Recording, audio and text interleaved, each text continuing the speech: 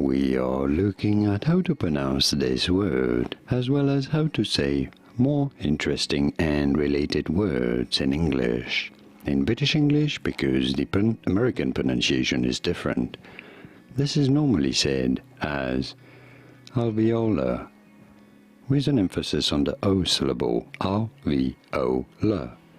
Alveolar. In American English, however, this is normally pronounced as alveolar, alveolar, with an emphasis on the V syllable, alveolar in American English versus alveolar in British English.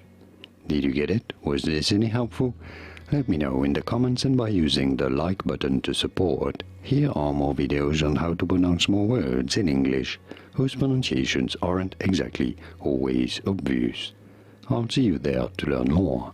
Thanks for watching.